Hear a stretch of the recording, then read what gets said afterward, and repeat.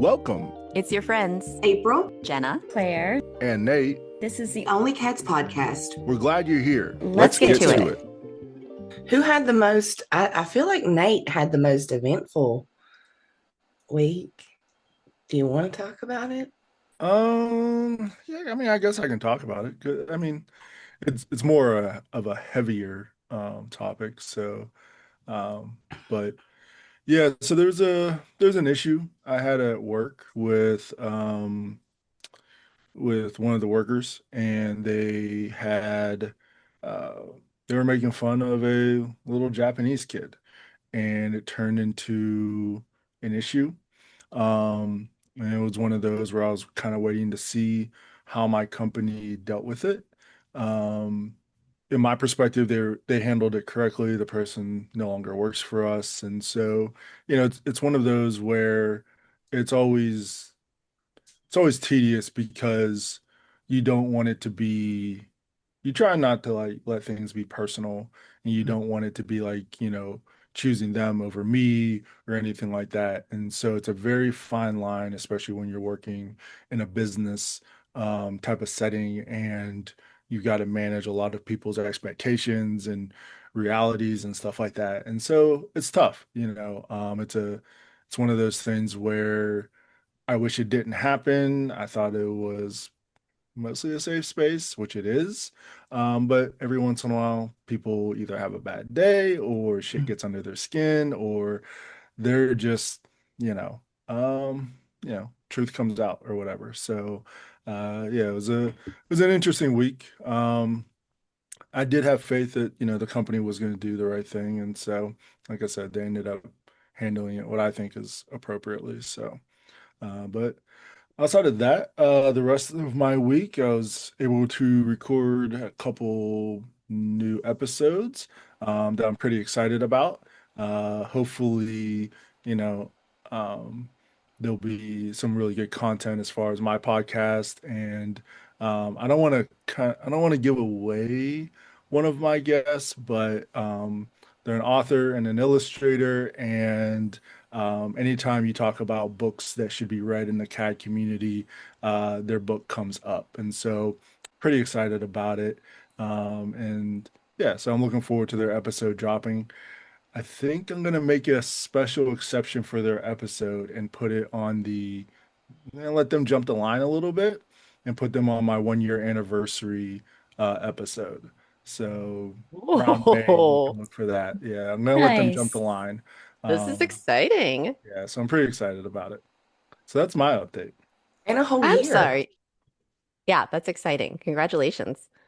I'm sorry. I can't. I think I just can't get let the someone was making fun of a baby Mm. comment pass without just saying that's pretty effed up. Okay, we said it. We can move on. Yeah, like I Totally. said, I mean, I was upset about it, obviously, Yeah. and it was one of those where, again, it's tough because you want to let the system play out. You want to we have policies and procedures, type of thing. And I was trying to explain to people at work, like I didn't want it to be a me versus them thing. If there were consequences, I want the consequences to be because of what they did, not because you guys are choosing me as a person over that Yeah. person.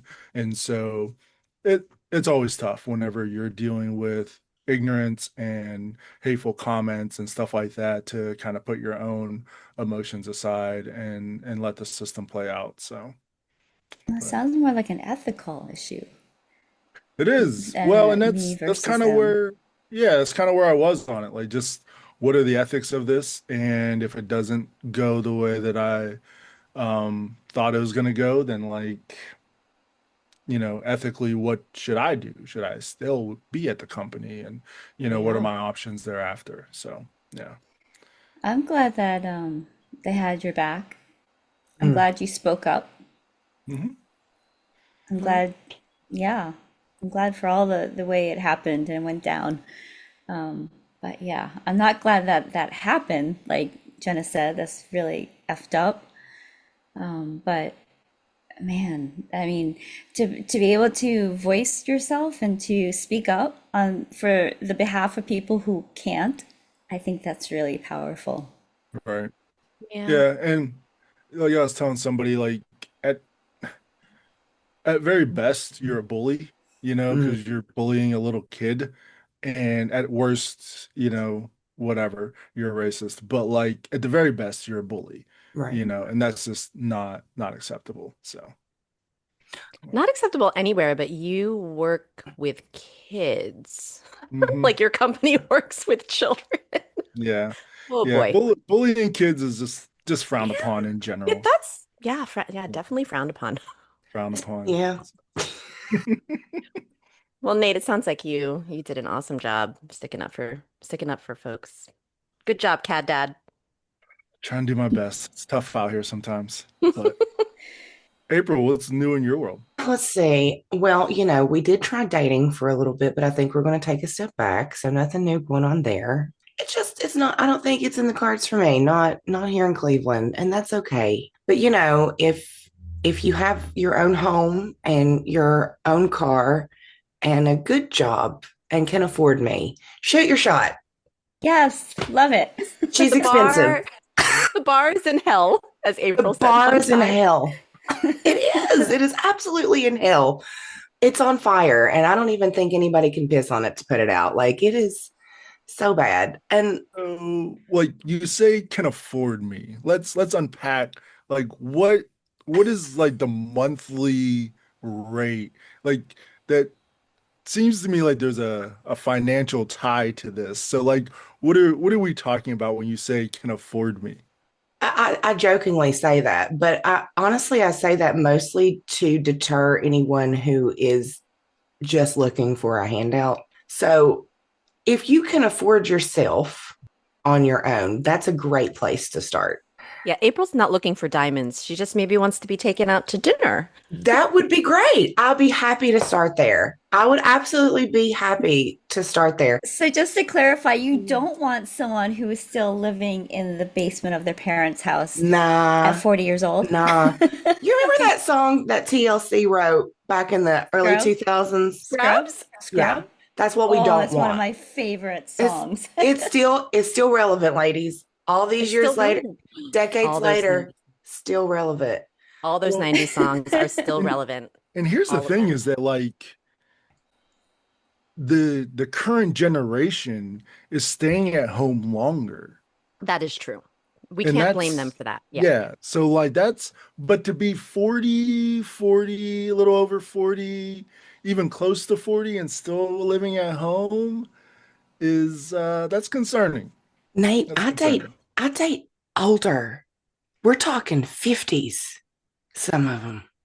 Are they Like, not maybe they're living at home and taking care of That I parents? do have friends who are doing that.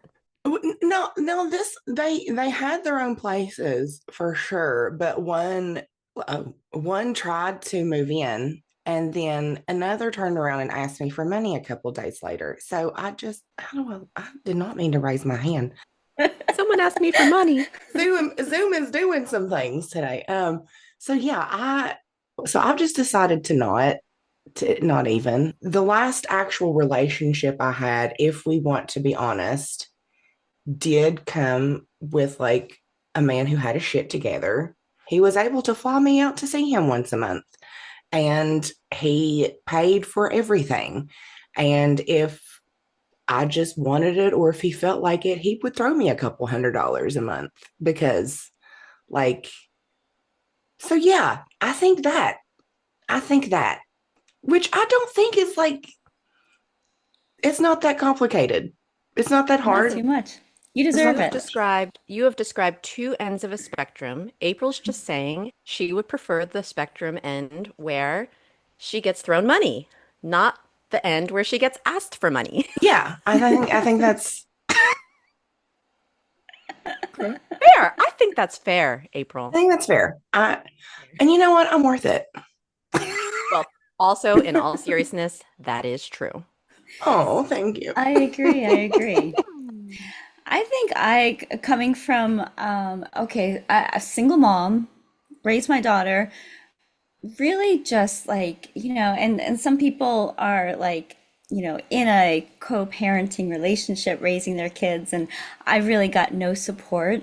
And so I just I feel like I was always supporting my relationships, my men that I dated, supporting not like financially, but like supporting emotionally. And I have gotten to the point where I'm just tired.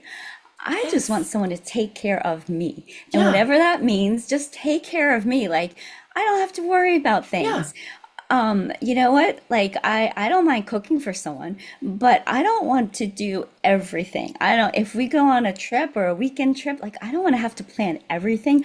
And I just want someone who makes it easy. So I don't know, but I've been on both sides, April, where I've had relationships where they had no money and I was the one, even though I didn't have any money, I was the one, paying for everything. And then I've had the opposite where they, they're just throwing money at me. And I can't say one's better, but I can. I can. One is definitely better than the other. One sounds a lot better, Claire. I just One don't want was to have to way be better. struggling trying to pay for someone else's way. That's what I want. Yeah. No, like here's the thing. And this is me. I realize that we are in a weird transitional place with like dating where I think the culture from different generations and the rise of feminism and what that means to certain people, we have forgotten that feminism means you can choose. If I want to choose to be a fucking potato that makes you dinner every day and gets to be a pretty potato at home, and that's how I live my life, and that makes me happy, that is a beautiful form of feminism. Just like it is equally as beautiful to say, no, I am going to work circles around you and show you that my dick is just as big, if not bigger than yours. And then and then come home to my house by myself in my clean bed that you don't have to touch or be near because ew. And I can sleep with whoever I want or buy a robot. Like that is also a beautiful form of feminism. Personally, I'm kind of, I think, somewhere in between. Like I am perfectly capable of taking the reins and doing the things, but I also know that I would much rather prefer a man to do it. And I'm okay with like making sure the laundry's clean and cooking the meal and making your plate because you know what? It smells better when I wash the clothes anyway. And would you Why is that clean? so true? Would you clean the way that I did, that I wanted it to be done? Like it really bothers me to watch a man clean or work in the kitchen because what do you mean you just touched that meat and you wiped it off with like a dry rag and now you're going to go touch the kitchen cabinet? I'm sorry. Get out of my kitchen. Like, I'm with you. I'm with you, April. I bet Nate doesn't do that. Nate would never do that. Right, Nate? Okay. No, I understand. Listen, my wife is a nurse. My mom was a nurse, so I fully understand the, contacting bacteria, transferring, spreading, and, potentially killing people down the line with your food. So yeah, I get all of that. Wash your hands, wash your hands, wash your hands. Plus, I work with kids, and kids are gross, so you're always washing your hands anyways. So, no, but I think that there's that balance, right? And I think that that's probably the message here is that there's got to be a balance because listen, all the money in the world, there's probably going to be strings attached to that, right? And you don't want to right? You don't want those strings either. And so it sounds all great and amazing, like, oh yeah, he just throws money at me, but there's probably going to be some expectations and blah blah blah blah blah with all that. So, you got to find that balance. And I think that's really the message. So, I would like to go back to, first of all, I agree with you. I would like to go back to something April said, which is at 40 something ish, we are in this strange place of if you're 45, you could date a 30-year-old. You could date a 60-year-old. You could be having your first baby. You could easily be a grandmother. I have friends who are all those things at 42-ish. It is a wild time of life. I have It's friends wild. who are pregnant with a kid at 42-ish. I have friends, we're all in menopause somehow. I have friends going through a divorce. I have friends who have just gotten married again. I have friends having grandkids again at this age. And it is wild to watch all of my friends. This past summer, I went home again to the States. And I do, for 2 summers in a row now, I've had this whirlwind tour. I had a friend say that I should just make a sign up genius. Like, here are the times that I am free, put in when you are free. But I have like the best village in the entire world, across the entire world. And so I have, I'm getting together for lunches and dinners and breakfasts and happy hours and just seeing people, and people are driving my ass across the entire Commonwealth of Pennsylvania to like get what to point A to point B to like get to my, because I'm unhoused when I get home for the summer, right? Because I don't have a place to stay in the United States. But in that, I'm catching up with everyone, right? And everybody is so then I get to see themes over the course of a whole year with all of my friends who are about this age, right? And my closest friends were all going through something this summer, to the point where by the time I was staying with my third or fourth really good friend who was, hosting me, I was like, Emily, if you are going through something, I want to be here for you, but can we give it a day? I have been emotionally supporting all of my very best friends through very heavy things. I just need a burger and a beer and one day where I'm not listening to a very heavy topic. So I was wondering if all of y'all, to use the April term, I'm inclusive, also have are all of your friends going through something? CAD friends, non-CAD friends? Like, what's up with people? Yeah, even the caretaker, like Nate mentioned, some people might be living at home with the parent because they're. I Yeah. have a friend whose father has dementia and navigating healthcare for that, which is extremely stupidly expensive. Millennials, man, we didn't get to have childhoods. We went straight into war and then like constant disappointment and being told that it was our fault. And then we finally get to a point in our lives where it's like, yeah, fuck it. I want to live my life and do some shit. It's like, oh, guess what? You've got heart disease now because you're old, and here comes perimenopause, and like, how you didn't go to the doctor all those years and get this checkup. I mean, friends have found out they've got cancer, and oh yeah, the country's in a crisis. Oh yeah, we haven't gone to the doctor because we can't afford health insurance or get a job in a terrible economy that gives health insurance. And then, oh, by the way, here's a crippled economy because that's happened a few times Mhm. right after we got out of college. Just a few. It's been great. I mean, every generation has its thing, right? Every generation has its thing. One of my favorite memes is like, I'm tired of living through times in history that are crazy. Can we just not have any big monumental historical things happen for a little while? Just a Give us little a couple while. months. So do we feel like, you know, there's obviously a lot of CAD spaces, Korean adoptee spaces that we're all in together and separately and so forth. And we have our CAD friends and relationships and so forth. And then before we got into these spaces, we had our other relationships, our friendships, our, family. And do you feel like there is more of this, like the heaviness, all the stuff that people are going through in the CAD spaces, or are they less heavy outside the CAD spaces? Because I was just thinking, it's like when I get together with any CAD friend, we usually have some kind of I'm not saying it's trauma bonding, but we have some shared trauma.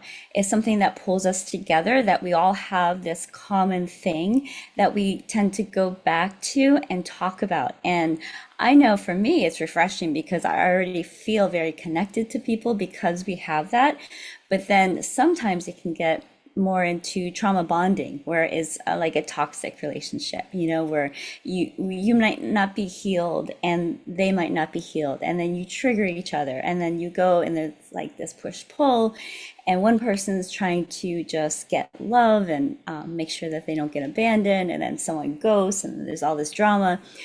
But I find sometimes with my non-CAD friends, everything is just the same. Like they never really change. They're just always there. And we can always talk about all the other things. So I feel like it's a little bit lighter with some of those friends, but they might not be as deep. Like the connections might not be as deep. So I'm curious to what you guys feel. Yeah, I think when you were talking, I was thinking that with my Korean, this is obviously a broad sweeping generalization, but with my Korean adoptee friends, there are some things that do seem to be consistent. We all seem to have the same mother. We all have the same adoptive mom. We all have some things that we can, like if you've been doing the work on yourself and really understanding how some of the things in our lives and our origin stories impacted us, um, there are just some things that we can talk about more freely and kind of get into it without having to explain it. We just can dive right in. And Yeah. to your point, Claire, I have had friends in the Korean adoptee community who have ghosted me or who have, whatever. But because I so deeply understand the space, it's allowed me to be much more, not take it as personally and be much more forgiving and empathetic. And those people always come back. And I don't let them totally off the hook. Like, hey, that was uncool that you ghosted me. But you know what? You were abandoned at 8 years old. I got your back. Let's go get a drink. Like there's some of that. And really, I would say generally with my non-Korean adoptee friends, I mean, there is kind of a lot of if you haven't had a kid, you don't have a new job, you're still in the same house. There aren't a lot of life updates happening, to your point. Like I'll have friends who will say to me, and I recognize my life is a little bit unusual, even in CAD spaces. Like, Jenna, why don't you tell me about your life? Because everything is the same over here. Yeah, so it's interesting. I think too, something that is unique to adoptees at times is this compressed timeline, if you will, right? So we live our lives and then suddenly we come into consciousness or we come out of the fog. And so now most adoptees kind of go through these steps, right? And for those of us that have been out a little bit longer than others, we can see those steps for those people, right? Like, oh, this is where you're at. I've been there. I have those feelings. I've applied for my FOIA. I've done this or that. Yep, did all the DNA tests. Like, there are compressed markers that we can see and we can readily identify with, we can readily have a conversation with people with, we can, bond over those like, yeah, my adoption agency, they wanted to charge me money for my paperwork too, you know, type of things. And so those are like very compressed markers that we can see and readily identify with.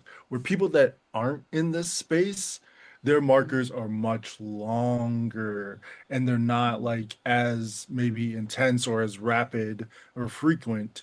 And we may not see them type of thing. You know what I'm saying? Like it's such an interesting dynamic because when you're interacting in these spaces, you just kind of like, oh, I know where that person's at. I know where I've been there. I've seen that. This person kind of relate to this person and they've been through something similar. Let me help you connect with them. Whereas on the outside of the community, you don't have that. You don't have, familiar markers or if there are familiar, like, I mean, getting married, like if you think about the markers of a traditional human being, like their markers are sometimes decades between them. Like we all joke about it, like, oh yeah, I'm in the era of going to like my weddings, and then oh yeah, I'm in the era of like commiserating somebody's divorce, and then we're going for second marriages, and that type of stuff. But those can be years and years and years and years in between those. Whereas in adoptee spaces, sometimes that shit is like boom, boom, boom, boom, and it's like it's a lot more compact. It's such an interesting, timeline adjustment. So yeah, it's not too surprising that those worlds don't always match up, or there's a different depth in understanding. So Yeah, Yeah. and you can go to most people that you pass on the street and they understand, oh, I'm having a baby, I'm having a wedding, I lost a parent, but you can't walk past everybody on the street and have them understand, oh, I just found a birth mother. You know, so when Hmm. I was going through all of my crap, and you're not gonna be surprised, I have friends that I do truly talk to every single day, like multiple friends. And so I had friends back in Pennsylvania who really were watching me like, oh, I submitted this random paperwork to like maybe get my records. No big deal. I'm sure nothing will come of it. So they watched me every single day go through this. And when I got back from Korea, they still had no capacity to even fathom that there could be more to ask me than, how was your trip? It's not their fault. They just have no baseline, Nate, like you were saying, to even understand how to ask a question, because how do they even have in their world knowledge to know how to support me? So I think it can sound cliche, like we don't have to explain ourselves when we're with Korean adoptees, but there's some realness to that of you know the questions to ask, you understand maybe where that person's been, and there is comfort on the other end of knowing, oh, you get it. You see me in a way that I can just sort of relax, in a way that my friends at home just can't relate sometimes. Yeah, and I Yeah. think to your point, Jenna, is something sometimes as adoptee, I mean, it's Korean adoptee versus non-adoptee, but also I think it has to do with race as well, because some of my non-adopted friends who just don't understand the heaviness for a transracial, transnational adoptee with the risk or the threat of deportation, detainment by ICE, and possibly murder. You know, these are some heavy things that like I have been feeling and they've been sitting in my body, and I'm not okay. And I've checked around a lot of my other Korean adoptee friends, and they're not okay either. But when I talk to some of my white friends back home, it's like no one really checks in. No one really asks me, how are you feeling about it? And like, I don't know how to feel about that, because I'm like, do you not see what's happening? Do you think that maybe, I'm not okay, you should ask me? But maybe they just don't think to ask. So I don't know. I kind of feel there's like, I bond that I have with people who are adopted and other people of color that I don't have with non-people of color. I'm not saying this to judge non POC. I'm not saying this to justify or excuse it either.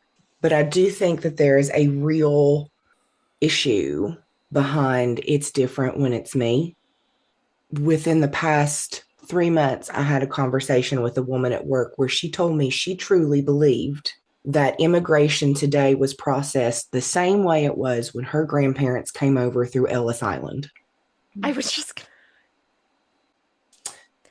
in a That little book. she thought that people showed up in New York, gave them their ID, and walked on through. And if you couldn't do that, then you had to be just an illegal. I truly believe it's an educational thing, for one.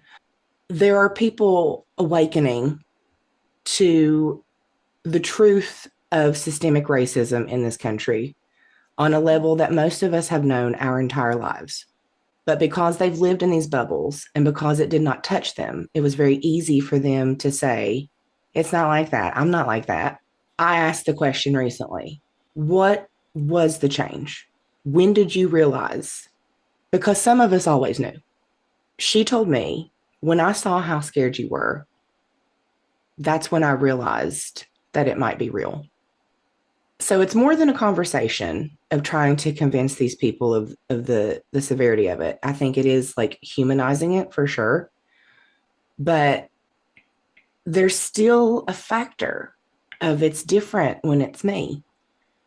because I still noticed a change when Renee Good was shot in Minneapolis and statements were made in a group chat.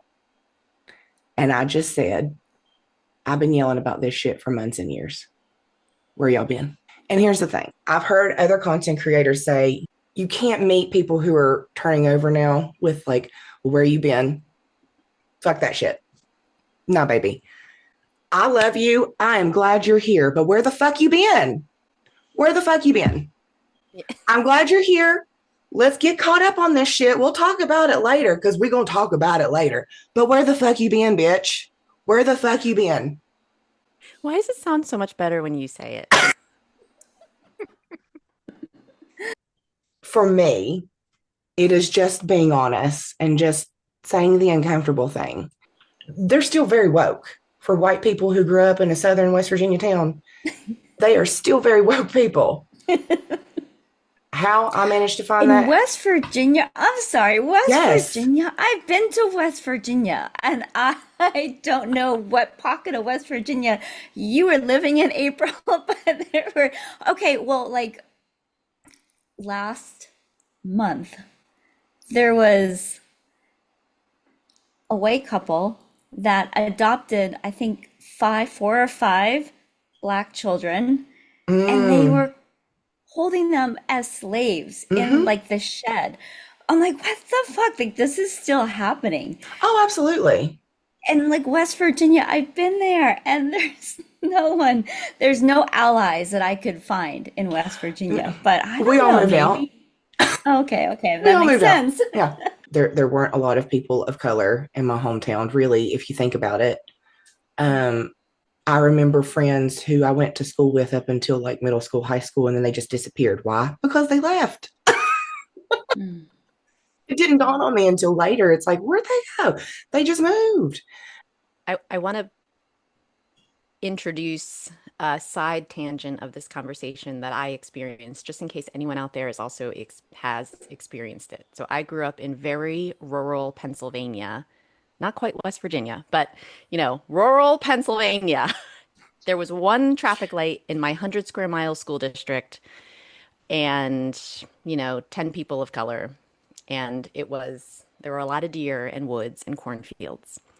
This is one of my big hurts of growing up in the country because you don't know any different. You just think it's normal. And then when you see it, like, oh, it doesn't need to take 20 minutes to drive to get milk. What? There are places you could live that you could get to a grocery store sooner than that. And so it's a very complicated thing to say as a person of color that you grew up feeling white privilege. That is a complicated thing to say. And it's different for everybody, and we will all define it differently. And we don't need to go into a dissertation about that right now. But I know that I was experiencing it. So, to Claire's point, in the George Floyd area, I was mayor of a small suburban, not quite rural, but still pretty white town. And it was a whole thing. It was a whole thing having this face. At that point, I would say I was pretty well known and liked by my constituents and in the area. So there was a couple things happening. I was coming into consciousness about my race, my Koreanness, my non-whiteness, because let's be clear, I forgot most of the time how my face presented to other people. And it's also a weird thing to have other people see you more clearly than you see yourself in some ways. Another dissertation for another time. But two things. When my white friends, because I do have lovely friends, like I said before, check in on me to say, how you doing, Jenna? Half the time I was like, doing great. Made a cup of coffee this morning. Like, why are you asking me? And then I had to check in with myself, like, oh, they're checking in because I'm a person of color, which I forget about most of the time. And then having to understand, oh, my kids are Asian presenting as well. So there is a whole complicated thing about identity when it comes to race and all of the things. So if anyone else listening is also feeling that, you're not alone. because some of this is, because April, I have not been necessarily been screaming for years because I was identifying as a white girl. And I believe that I'm pretty in tune with things and still was not seeing it up until I was like almost 40. So yeah, there's like a lot of catching up to do in these spaces. So not only is it, I think you can correct me if I'm wrong, April and Nate, but it's a little bit of a weird bad vibe over there in the United States right now. Mm, Um, I feel it from all the way over in Korea. But then if yeah. you're also grappling with your own feelings about things and then also feeling physically unsafe the way Claire was talking about before, and then also it can be quite a lot to process. And that's another thing to Nate's point before. This is why it's important to be in community with folks who get it. And Hmm. of course, we are also on a whole spectrum of where we are and our opinions, and not everybody is left of center, all the things. But finding your people who you can talk to, not necessarily as an echo chamber, because we all want to be challenged, and it's important for those of us who've already been there to say, "Have you thought about this?" Like if April and I had been friends 4 years ago, she might have said to me, "Have you thought about the fact that you're a person of color?" And I would have said, "What?" It might have been more like, girl, you know you ain't white, right? Why does it sound better when you say it? I will say this, the whole identity, like the racial identity confusion, that is not something that is special just to Asian adoptees. Sure. For Asians of the diaspora, that is a real issue, even for immigrant children. Mhm. And for the ones that I have spoken to, a lot of it does deal with the trauma that their parents brought from when they left their home country, the war torn eras that they survived. It was assimilation literally for survival, because when they came here, you had to assimilate. Otherwise, you could end up in a Japanese internment camp. You want to be white, you think that that proximity is going to save you from the discrimination that your parents or other people of color experience. And then I think Asians have a special touch on that too, because of the historical issues that we've had amongst each other, and colorism and classism and all of the isms that we use to determine who is the better Asian. Because that's, I think, a lot of things that people in America don't realize, or people who don't know Asian history, is just how much that is kind of ingrained amongst us as well, in a different kind of way.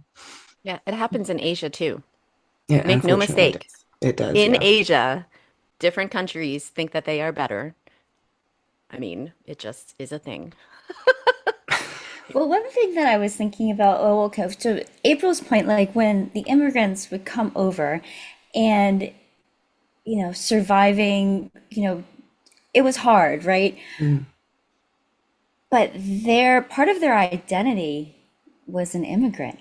And as an immigrant, they had circles and community and Hmm. support within mhm, the immigrant community. Whether they're Japanese, Chinese, Korean, whatever, they had their people. And just thinking about like part of our issues with identity as Korean adoptees coming over to a foreign country, foreign language, foreign culture, everything foreign, we didn't have that community.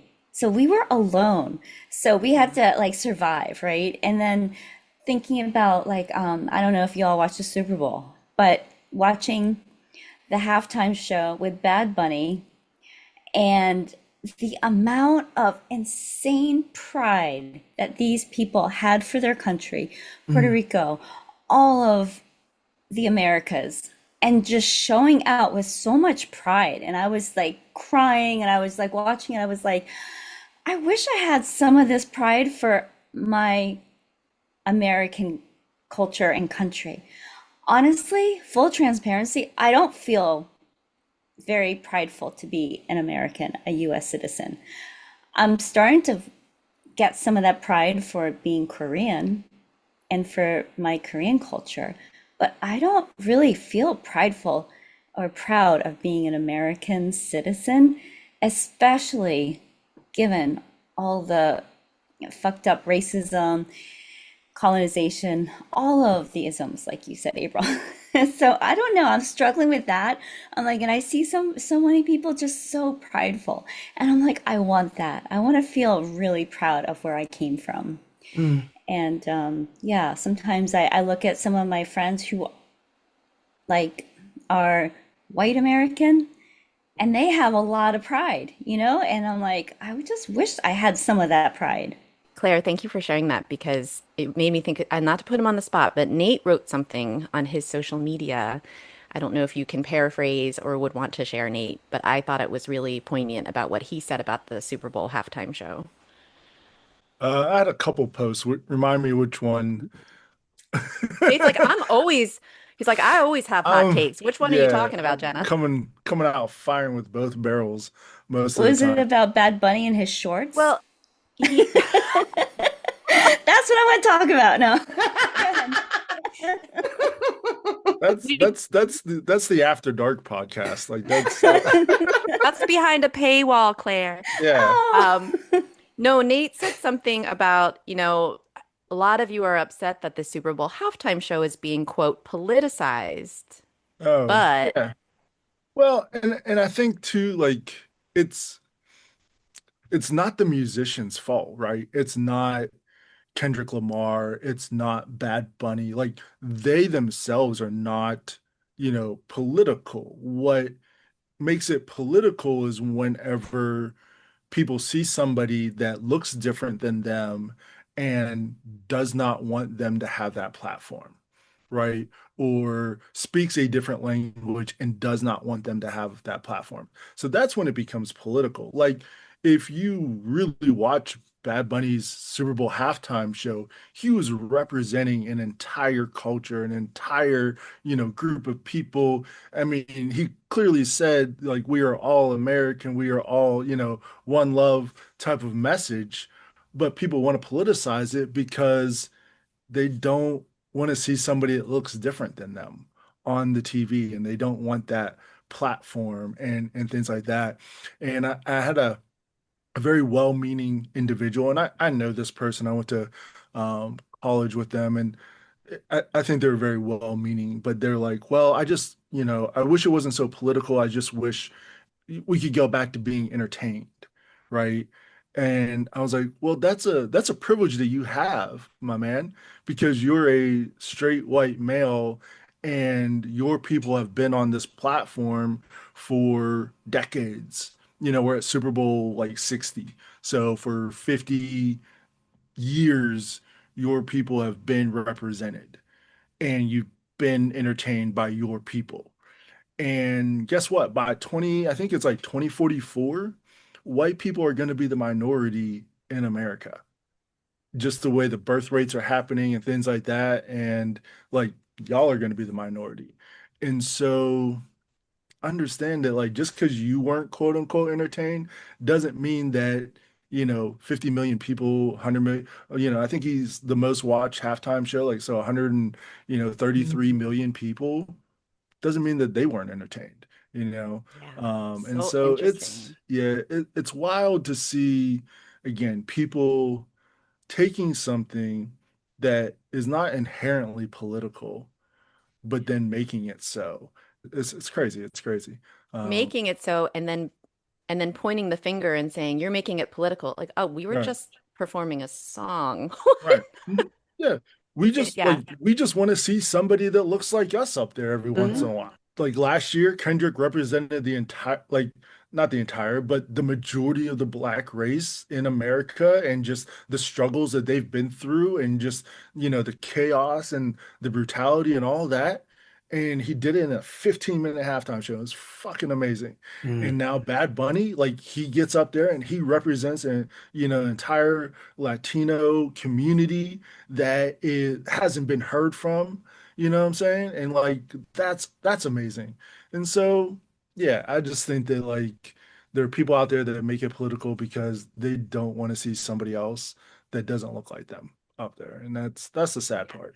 And they can't, well, some people I'm sure do, but it's easier to say this is political rather than saying I want to see a white band that I feel comfortable with on the Right. halftime show. No one's going to post that, but they'll say, "Oh, it's political." Well, they hide behind religion That's what a lot of people from my hometown did, with Turning Point's version was, I went for Jesus. What bothers me about that, not to get too far off in a sensitive subject, but essentially what they were saying is that they love the message of Kid Rock saying that you could be a terrible, detestable person and then just come to God and He'd forgive you. And I think that forgiveness is a beautiful thing. But if it is used as a hall pass to be a piece of shit, then is that truly religion, or are we just removing all accountability? See, another t-shirt, April. What you just said. Well, this has been a very good conversation. I do want to do some Jenna has housekeeping some. Okay, I was gonna because say you have some letters to read, right? I do want to do housekeeping because it's people who agree with me. So, of course, I would like to throw it out there. If you haven't listened to our February episode, pause, go back, do that now. I had put out for our friends and fans and 12 listeners a question about a Valentine's Day scenario. And I just want to read one of the responses that came in, and it's from a friend of the pod, Josh. Hi, Josh. He wrote in to onlykadspod@gmail.com and said, just want to say the first hint could have been left for interpretation, but the second was a pretty solid hint. So again, go back and listen to the February episode. But basically, what Josh is saying is that I was clear in telling this man that I liked him and wanted his brain and body. So that's just one man's opinion out there. Thank you, Josh. I have a verbal confirmation from Michael saying exactly the same thing. Now, Well, this is Now hold relationship. I on just want now. to put out there. I Wait, just want to wait a preface. minute. Wait a minute. Let's hold on. Because understand that these are two men, right, that were not in this situation. And I know as a man, you can play Monday morning quarterback all you want, but until you're taking snaps from center, does not mean that you will react the way that you say you will, right? We've all played Monday morning quarterback like, oh yeah, dude, I would have did this and I would have, rolled to my left and thrown it to the tight end and whatever and balled out. Until you're behind center and like you're got breathing down your neck, all right? And so let's just pump the brakes here, all right? Oh, okay. Just saying. I'm just saying. It's All fine. right. Yes, you are correct. These two men who did side with me did have the advantage of hearing from my point of view. Maybe if the person on the receiving end was here to tell his side. that's You're what we right. need. We need to hear both sides. And were there any bribes made, Jenna? I mean, No, Did I send Josh and our friend Michael part of the $60 I make a week in order to I mean, maybe you bribed them with hot dogs. I don't know. I can confirm Michael did not want to agree. He did Also, not our want friend to. Michael will do anything he can to not agree with me. It's true. It's true. He has actually said to me before, I'm on Mike's side. I know you have to be on hers. But if this goes south, I'm on his, I'm picking him. I'm like, nobody is picking sides. I don't know why you're preparing for war. Like, Yeah. And what I was going to say before is I would like to say that a relationship is not about competition and who is right and wrong. It is about perspectives and understanding. But I would just like for the record for everyone to understand that in this situation, I was right. Okay. oh, Because we ended up talking, we had a robust conversation. I would like to say that if folks are interested in or are feeling scared, are feeling unsure, want to help, there's a lot of restlessness in feeling as though maybe I personally feel physically safe, but I want to do something, I want to contribute. There are folks in our community who do put out great resources. April at Deep South Korean is one of them. She talks very openly about the topic that we were talking about today in America and race and all the things happening.